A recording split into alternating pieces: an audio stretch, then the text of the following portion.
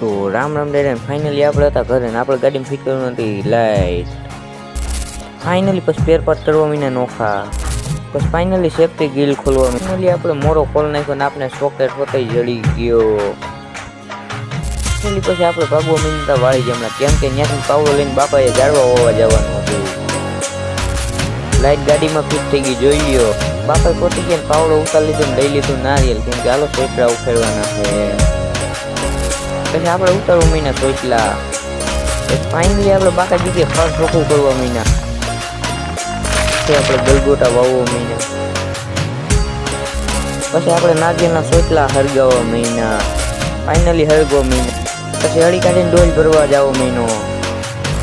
Finally ડોલ ભરીને રહ્યો. પછી જાળવાનું પાઈ દીધું પાણી. ફાઇનલી જોઈ લ્યો પાણી પીવાઈ ગયું ગલગોટા. ફાઇનલી ગેટ બંધ કરી દીધો પછી